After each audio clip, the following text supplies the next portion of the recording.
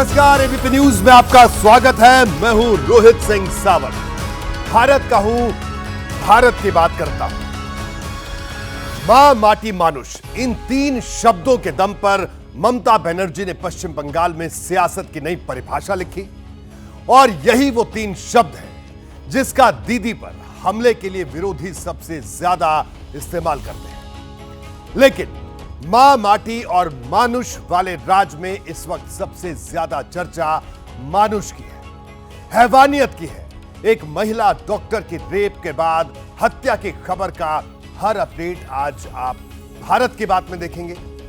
बात दिल्ली में तिरंगा फहराने पर जारी सियासी संग्राम की होगी, जिसमें अंग्रेज से लेकर वायसराय तक की एंट्री हो गई है। आखिर मुख्यमंत्री केजरीवाल के जेल संदेश को क्यों अवैध बताया गया, इसकी पूरी खबर मैं आपको बताऊंगा। साथ ही होगी बात कन्नौज पर जारी कालिक युद्ध की। यह युद्ध बीजेपी और समाजवादी पार्टी कांग्रेस के बीच चल रहा है। दिखाएंगे यूपी से यह बड़ी खबर। साथ ही साथ चुनावी राज्य हरियाणा की बात, जहां बीजेपी के चुनाव प्रबंधन से ज्यादा पार्टी के भीतर किए जा रहे नाराजगी प्रबंधन की चर्चा है। लेकिन सबसे पहले बात पश्चिम बंगाल की। यहां जिस तरह कोलकाता में एक लेडी डॉक्टर की रेप के बाद हत्या हुई, उस पर पूरे देश के डॉक्टर उबल रहे हैं। जबरदस्त विरोध के बीच सीएम ममता बनर्जी ने कुछ बड़ी कार्रवाई की।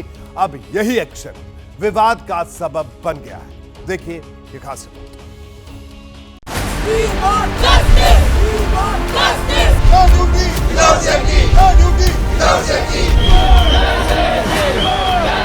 रेप और मर्डर हुआ उनका, ये निर्भया 2.0 से कम नहीं है। ये घटना बंगाल में हुई है, ये घटना कहीं भी हो सकती थी। एक डॉक्टर का ऐसा हो सकता है तो आम नागरिक, आम महिला, आम बच्चे कैसे सेफ हो सकते हैं? सुरक्षा ही मांग रहे हैं ना, ये तो सबका अधिकार है ना, तो हमारा क्यों नहीं? आज 6 दिनों में गवर्नमेंट कुछ नहीं की है सर अभी तक। अगर वो करते तो हमें यहाँ बैठने की जरूरत नहीं पड़ती। ये हड़ताल जब तक कि हमें इंसाफ नहीं मिलेगा तब तक रहेगी।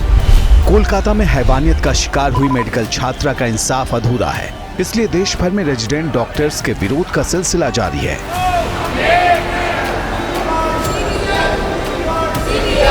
36 घंटे हो गए, लेकिन पश्चिम बंगाल की सरकार न ये आवाजें सुन पाई, न मेडिकल के छात्रों की मांग पूरी कर पाई। रियल अपराधियों को पकड़ा जाए, उन्हें फांसी पर लटकाया जाए। जल्दी से जल्दी चाहते हैं बच्ची के लिए फैसला है, उसके माँ बाप को इंसाफ मिले। सीसीटीवी कैमरास इंस्टॉल हो, सारे जो भी इंफ्रास्ट्रक्चर्स हैं उनमें जो जो करेक्शंस मॉडिफिकेशंस चाहिए वो इम्प्लीमेंट हो, और जो गार्ड्स हैं वो ऐसे गार्ड्स हो जो हमें प्रोटेक्ट कर सकें, ना कि ऐसे जो कि खुद मरीज हो। जिसको क्रिमिनल को पकड़े हैं उसको हमें चाहिए कि उसे डेथ सेंटेंस मिले, और सेंट्रल प्रोटेक्शन एक्ट जो है वो हम चाहते हैं कि लागू हो। सरकार ने कोई भी ठोस कदम नहीं उठाया, तो इसमें दोषी हम नहीं हैं, दोषी सरकार है, दोषी अथॉरिटीज है जो हमारी मांगे नहीं सुन रही है। भरोसे की जो रही सही उम्मीद थी, आरजीकर अस्पताल के प्रिंसिपल रहे संदीप घोष को नया अपॉइंटमेंट लेटर थमाकर ममता सरकार ने उसे भी कुचल डाला। जो रिस्पॉन्सिबल था, जो वहाँ का प्रिंसिपल था, जिसने इसमें अशब्द बयान उसने किया है, उनको क्या हुआ? ट्रांसफर किया। ट्रांसफर की मांग नहीं है, उनकी टर्मिनेशन की मांग है। हमारे वहाँ पे जो प्रिंसिपल है उन्होंने लड़की, हमारी जो सेपार्टी थी उसको दोषी ठहरा दिया गया है। कलकत्ता हाईकोर्ट इसी पर आग बबूला हो गया। ट्रेनी डॉक्टर की रेप और हत्या मामले से जुड़ी कई याचिकाओं पर सुनवाई करते हुए राज्य सरकार को जोरदार फटकार लगाई। चीफ जस्टिस टीएस शिवगन्नम की डिवीजन बेंच ने ट्रेनी डॉक्टर से बर्बरता के मामले में सीबीआई जांच के आदेश दिए और पुलिस को सारे सबूत और दस्तावेज तुरंत सीबीआई के हवाले करने का हुक्म भी जारी कर दिया। कलकत्ता हाईकोर्ट ने आरजीकर मेडिकल कॉलेज के प्रिंसिपल रहे संदीप घोष पर मेहरबानी के लिए भी ममता सरकार को जमकर फटकारा। अदालत ने पूछा कि कॉलेज के प्रिंसिपल रहे संदीप घोष ने छात्रा की मौत के मामले में शिकायत क्यों नहीं की, ये संदेह पैदा करता है। कोर्ट ने यह भी पूछा कि आरजीकर मेडिकल कॉलेज के प्रिंसिपल रहे संदीप घोष का बयान क्यों नहीं लिया गया। कोर्ट ने कहा कि जिस प्रिंसिपल ने घटना की नैतिक जिम्मेदारी लेते हुए इस्तीफा दिया, उसे दूसरे अस्पताल में नियुक्त कैसे किया गया। विक्टिम का फैमिली भी आया, बहुत अच्छा रिजल्ट आया। Now we demand health minister as well as chief minister should resign from her post. त्याग पत्र दे दीजिए। आरजीकर मेडिकल कॉलेज के प्रिंसिपल रहे संदीप घोष को ममता बनर्जी का करीबी बताया जाता है। इन आरोपों को और बल मिला जब आरजीकर मेडिकल कॉलेज के प्रिंसिपल की कुर्सी छोड़ते ही संदीप घोष को कलकत्ता नेशनल मेडिकल कॉलेज और अस्पताल का प्रिंसिपल बना दिया गया। इस पर बीजेपी हमलावर है। अपराध करने की उनकी हिम्मत और हिमाकत और उसके बाद उसे संरक्षण देने की इंडी गठबंधन के दलों की सियासत। आज पूछना चाहता हूं कि पश्चिम बंगाल की मुख्यमंत्री जी इतनी ममता उस प्रिंसिपल के प्रति क्यों है? पूरे देश के डॉक्टर सड़कों पर हैं। ममता जी क्या हो गया है? ममता जी मान जाइए। किसको बचाना चाहती हैं आप? और कैसे कैसे तर्क दिए जा रहे हैं। एक व्यक्ति खड़ा हो गया, मुझे फांसी दे दो। एक डॉक्टर को हटाया गया और उसको बड़े अस्पताल में प्रिंसिपल बना दिया गया। ये क्या क्या हो रहा है आपके राज्य में? इस सवाल का जवाब संगीन इल्जाम के तौर पर लेकर बीजेपी पहले से तैयार थी। आसनसोल साउथ सीट से बीजेपी के विधायक अग्निमित्रा पॉल ने सोशल मीडिया पर पोस्ट किया। अत्यंत विश्वसनीय सूत्रों से पता चला है कि एक टीएमसी सांसद का भतीजा आरजीकर रेप और मर्डर केस से सीधे तौर पर जुड़ा हुआ है। शायद यही वजह है कि कोलकाता पुलिस इतनी हड़बड़ी में थी। अग्निमित्रा पॉल के आरोप बेहद संगीन है, लेकिन बंगाल पर 13 साल से ताल ठोक कर शासन कर रही तृणमूल कांग्रेस इस पर चुप्पी साध गई। हालांकि चुप्पी किसी समस्या का समाधान नहीं होती। मेरी बच्ची का जो है ना थोड़ा आज जो है ना उनको ओपीडी में दिखाना था। बहुत दिनों के बाद नंबर आने वाला था ऑपरेशन का, और देख रहे कि यहाँ धरना प्रदर्शन चल रहा है। पेशेंट पूरा सीरियस है। 4000 रुपये भाड़ा देकर गाड़ी के लगाए, इतना दूर से आए हैं हम लोग को कोई सेवा यहाँ पर नहीं मिल रहा है। जनता इतना देर से परेशान होकर आ रही है, घूम कर जा रही है, पेशेंट मर जाएगा। नहीं, हम तो चाहते हैं कि मरीज का भी हमारे ओपीडी डॉक्टर करते, बाकी सारे साथी हमारे प्रदर्शन के साथ रहते। कोलकाता रेप और मर्डर केस को लेकर इस वक्त एक बड़ी खबर आ रही है, उसका रुख करते हैं। कोलकाता मेडिकल कॉलेज में तोड़फोड़ पर सवाल। एबीपी न्यूज के पास तोड़फोड़ वाली जगह का वीडियो है। इस वक्त की बड़ी खबर एबीपी न्यूज के पास ये एक्सक्लूसिव वीडियो है। मेडिकल कॉलेज के अंदर तोड़फोड़ पर सवाल। दरअसल जिस मेडिकल कॉलेज के सेमिनार रूम में रेप के बाद हत्या की वारदात हुई, उसके पास ही तोड़फोड़ की जा रही है। यह वीडियो सेमिनार रूम के बिल्कुल पास का है। वीडियो में दिख रहा है कि कमरे की दीवार टूटी हुई है और बेंच पर कुछ पुलिसकर्मी बैठे हैं। जैसे ये पुलिसकर्मी कैमरा देखते हैं, चौंक कर खड़े हो जाते हैं। इस वीडियो को लेकर पश्चिम बंगाल के डॉक्टर्स फोरम ने सीबीआई को चिट्ठी भी लिख दी है, जिसमें आशंका जाहिर की गई है कि साक्ष्यों के साथ छेड़छाड़ की कोशिश की जा सकती है। फोरम ने सीबीआई से अपील की है कि इस मामले को गंभीरता से देखा जाए। इस पूरी खबर पर मेरे सहयोगी रविकांत सीधे कोलकाता से मेरे साथ जुड़े हुए हैं। रविकांत, ये जो तोड़फोड़ की खबर है और डॉक्टर्स के संगठन ने भी इस पर सवाल उठा दिया है, क्या ताजा अपडेट? देखिए रोहित, ये जो वीडियो है एबीपी न्यूज़ के पास, ये वीडियो इस घटना के बाद का है। यानी घटना घटने के बाद ये तोड़फोड़ हुई है और बताया जा रहा है कि आज का ही ये वीडियो है। आज ये तोड़फोड़ हुई है और जब इस तरीके का वीडियो सामने आया उसके बाद से काम रुक गया है। और इस बात को लेकर के जो पश्चिम बंगाल के डॉक्टर्स फोरम है, जिसमें यहाँ आरजी कर जो कॉलेज है उसके भी डॉक्टर्स शामिल हैं, उन्होंने सीबीआई को ये पत्र लिखा है कि यहाँ पर ये जो भौतिक साक्ष्यों से छेड़छाड़ हो रही है उसका संज्ञान हम सीबीआई को दिलाना चाहते हैं, ताकि जो वो जांच करे उसमें इस बात का ख्याल रखे कि ये जो तोड़फोड़ हुई है ये ताज़ी तोड़फोड़ हुई है और इसका साक्ष्यों से क्या संबंध हो सकता है। चूँकि आज ही कोलकाता हाई कोर्ट ने सीबीआई को ये जांच सौंपी है, तो जो डॉक्टर्स फोरम है उसने सीबीआई को अपना कंसर्न दिखाया और साथ ही साथ जो हेल्थ सेक्रेटरी हैं पश्चिम बंगाल के, उनको भी पत्र दिया गया है और ये पूछा गया है कि आखिर ये जो तोड़फोड़ हुई है तो इस पर सवाल लगातार उठ रहे हैं। चिट्ठी भी लिखी जा चुकी है सीबीआई को डॉक्टरों के संगठन के द्वारा। आपका बहुत बहुत शुक्रिया इस पूरी जानकारी के लिए। उत्तर प्रदेश में विधानसभा की 10 सीटों पर उपचुनाव होने वाले हैं। उससे पहले कन्नौज में कालिक युद्ध चल रहा है। बीजेपी और समाजवादी पार्टी के नेता एक दूसरे के दामन को दागदार बता रहे हैं।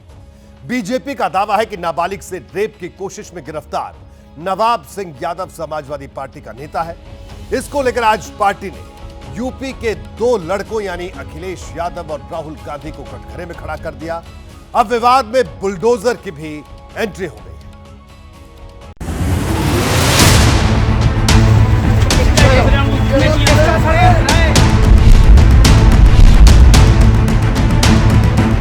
पुलिस और यहाँ के पूंजीपति मिलके ये षड्यंत्र कर रहे हैं। कन्नौज में रेप की कोशिश के आरोप में गिरफ्तार नवाब सिंह यादव का नाम यूपी की सियासत में नए संग्राम का सेंटर पॉइंट बन चुका है। गिरफ्तारी के बाद उससे पूछताछ लगातार की जा रही है। इधर बीजेपी ने अपने आरोपों का दायरा यूपी के 2 लड़कों यानी अखिलेश यादव और राहुल गांधी तक पहुंचा दिया है। मामला कन्नौज का है, जहां से अखिलेश यादव सांसद हैं। समाजवादी पार्टी का तो डीएनए ही क्या है, अपराध और अपराधियों का सहज साथ। ये पूरे उत्तर प्रदेश को पता है कि अपराधियों के हौसले सबसे ज्यादा बुलंद समाजवादी पार्टी के शासनकाल में होते थे।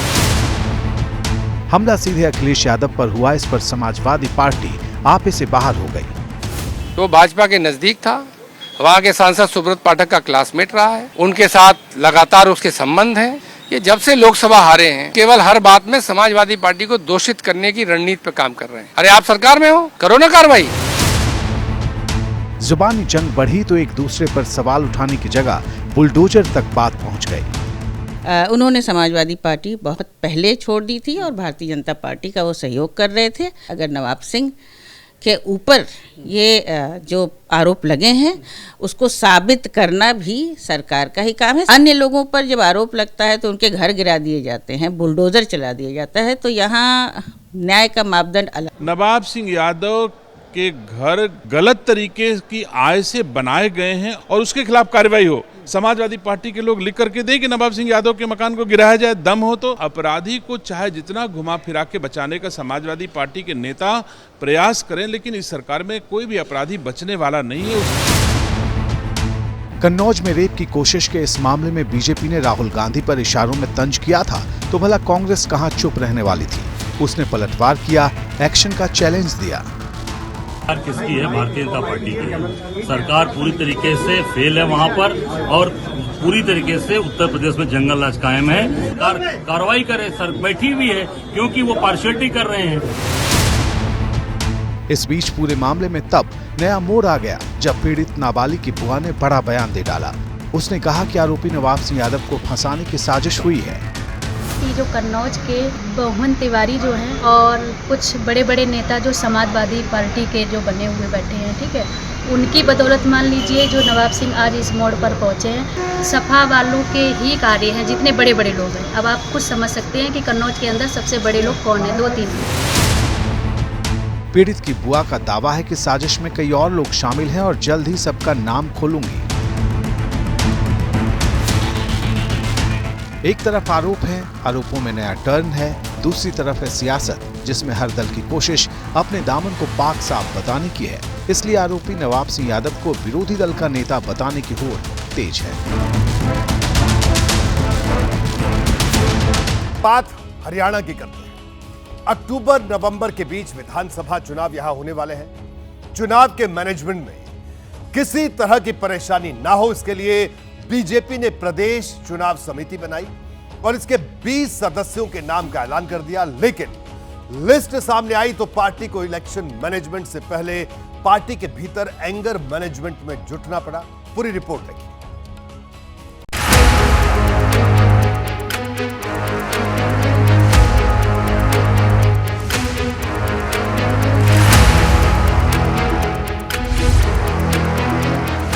हरियाणा में बीजेपी ने मुख्यमंत्री का चेहरा तो बदल दिया। अब सवाल यह है कि क्या सिर्फ चेहरा बदलने से पार्टी को तीसरी बार सरकार बनाने का मौका मिल जाएगा या फिर रास्ते में अभी कई और कांटे बिछे हैं।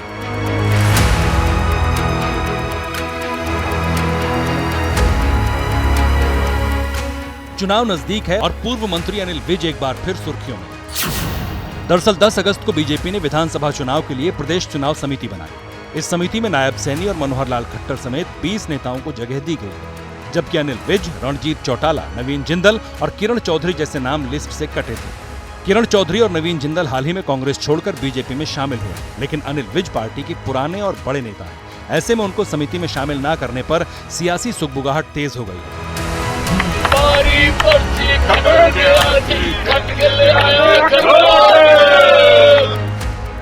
मामला उछला तो अनिल विज दिल्ली पहुंच गए। हरियाणा विधानसभा चुनाव के लिए बनाए गए बीजेपी प्रभारी धर्मेंद्र प्रधान से मुलाकात की और कुछ ही घंटे में बीजेपी ने चुनाव समिति की एक नई लिस्ट जारी कर दी, जिसमें 20 की जगह 21 नाम थे। ये 21वां नाम अनिल विज का था। ये पार्टी का विषय है, पार्टी किसी को रख ले किसी को निकाल दे, इससे कोई फर्क नहीं पड़ता। हम पार्टी के अनन्य भगत हैं, हमें जो दायित्व देते हैं हम वो करते हैं। अनिल विज वो नेता हैं जो नाराज होते हैं तो इसका इशारा भी फौरन कर देते हैं। आज भी अनिल विज ने एक्स हैंडल पर नाम के आगे पूर्व गृह मंत्री लिखा है।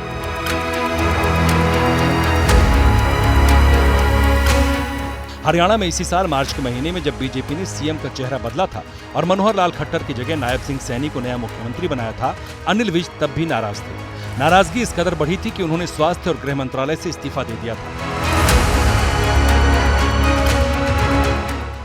अब अनिल विज भले ही चुनाव समिति के सदस्य बन गए हों, लेकिन सवाल यह है कि चुनाव खत्म होने के बाद क्या होगा।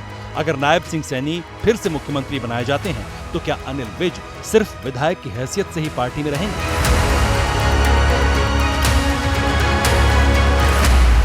बात देश की राजधानी दिल्ली की। यहां यह तय हो गया है कि इस बार 15 अगस्त के सरकारी कार्यक्रम में दिल्ली की मंत्री आतिशी मुख्यमंत्री अरविंद केजरीवाल की जगह तिरंगा झंडा नहीं फहरा सकेंगी। दरअसल केजरीवाल ने पार्टी को संदेश दिया था कि इस बार छत्रसाल स्टेडियम में उनकी जगह आतिशी तिरंगा फहराएंगी, लेकिन इसे नकार दिया गया। अब दिल्ली के उपराज्यपाल ने इसके लिए गृह मंत्री कैलाश गहलोत के नाम पर मुहर लगा दी।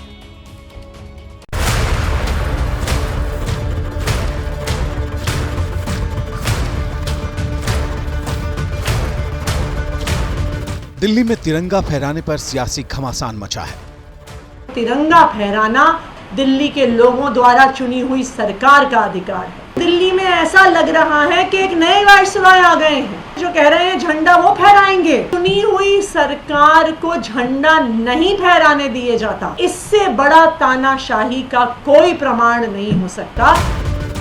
सवाल तिरंगा फहराने का था और बात तानाशाही के आरोपों तक पहुंच गई। जिक्र वायसराय तक का हो गया। चुनी हुई सरकार के मुख्यमंत्री या मंत्री को ही झंडा फहराना चाहिए, लेकिन मौजूदा एलजी साहब से और लोकतंत्र की, संविधान की अपेक्षा करना मुझे लगता है बेईमानी हो चुका है। इनसे केवल और केवल तानाशाही की अपेक्षा की जा सकती है और वो कर रहे हैं। तिहाड़ जेल में बंद मुख्यमंत्री अरविंद केजरीवाल ने मंत्री गोपाल राय के जरिए जेल से संदेशा भिजवाया था कि इस बार उनकी जगह कैबिनेट मंत्री आतिशी दिल्ली सरकार के आधिकारिक स्वतंत्रता दिवस कार्यक्रम में झंडा फहराएंगी। ये कार्यक्रम दिल्ली के छत्रसाल स्टेडियम में होता है, लेकिन दिल्ली सरकार के सामान्य प्रशासन विभाग ने इस प्रस्ताव को साफ तौर पर नकार दिया है। दिल्ली सरकार के सामान्य प्रशासन विभाग का कहना है कि मुख्यमंत्री केजरीवाल के निर्देश कानूनी रूप से अवैध हैं, इसे स्वीकार नहीं किया जा सकता। जेल के नियम के मुताबिक इसकी इजाजत नहीं है। जेल में बंद एक बहुत महाठग है, सुकेश नाम है उनका, शायद सुकेश चिट्ठी लिखता है तो वो तिहाड़ प्रशासन भी बाकायदा एलजी साहब को सबमिट करता है और एलजी साहब भी बाकायदा उस पर एक्शन लेते हुए कार्रवाई करते हैं। और जब दिल्ली के चीफ मिनिस्टर चुने हुए चिट्ठी लिखते हैं तो भी एलजी साहब तिहाड़ प्रशासन को कहते हैं खबरदार जो अगर इनकी चिट्ठी भेजी। आम आदमी पार्टी एलजी के साथ ही बीजेपी पर भी उतनी ही शिद्दत के साथ आक्रामक है, तो बीजेपी भी पलटवार में पीछे नहीं दिख रही। आतिशी जी वाइसरॉय कह रही हैं एलजी साहब को, वो अपने को क्या समझती हैं? क्या वो बरतानिया की महारानी है? और इतना ही उनका मन है बनने का मुख्यमंत्री तो त्यागपत्र लें, लिखें मनीष सिसोदिया को, संजय सिंह को, सुनीता केजरीवाल जी को, और कहें अरविंद केजरीवाल से कि आप त्यागपत्र दीजिए, मुझे बनाइए। उपराज्यपाल ने 15 अगस्त को तिरंगा फहराने के लिए दिल्ली के गृह मंत्री कैलाश गहलोत के नाम पर मुहर तो लगा दी, लेकिन आम आदमी पार्टी की तरफ से त्वरित प्रतिक्रिया नहीं आई। लिहाजा दो बातें साफ हो गईं। पहला ये कि आतिशी इस बार झंडा नहीं फहरा पाएंगी, और दूसरा ये कि विवाद के बीच में जान अभी बाकी है। बात करते हैं मॉनसून से मची तबाही की। पहाड़ से लेकर मैदान तक कुदरत की मार से परेशान है। नदी नालों में उफान है, डैम ओवरफ्लो हो रहे हैं, रास्तों पर सैलाब का मंजर है और घरों में पानी का डेरा है। हिमाचल में जहां बारिश थमी है वहां पहाड़ दरक रहे हैं। सैलाब की सावन लीला भयानक है।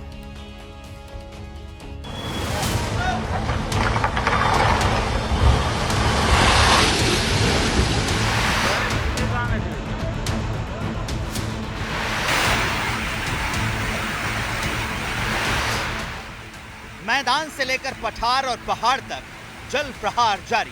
आसमान गरज रहा है, बादल बरस रहे हैं, नदी नालों में उफान है। मॉनसून कई राज्यों के लिए बर्बादी का परवाना लेकर आया है। जहां बारिश नहीं हो रही है, वहां भी इसका आफ्टर इफेक्ट नजर आ रहा है। तस्वीरें हिमाचल प्रदेश की राजधानी शिमला की हैं। यहां फिलहाल बरसात तो थमी हुई है, लेकिन कालका से शिमला के बीच 4 लेन सड़क के लिए बनाई जा रही टनल के मुहाने पर लैंडस्लाइड हो गया।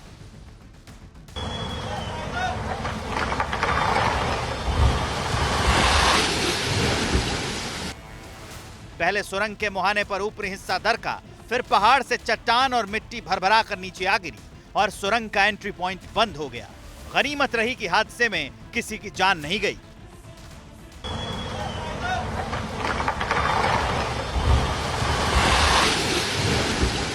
अभी तक इस मॉनसून में करीबन 300-350 करोड़ रुपए का जो असेट्स हमारे हैं वो बहे हैं। करीबन 3-4 ब्रिजेस बह गए हैं, सड़कों का नुकसान हुआ है। प्रधानमंत्री जी अभी जो है वो केरला भी गए थे। उनसे निवेदन रहेगा, केंद्र मंत्रियों से निवेदन रहेगा कि वो हिमाचल भी आएँ और हिमाचल को भी इस मुश्किल घड़ी में अपना पूरा सहयोग और समर्थन दें।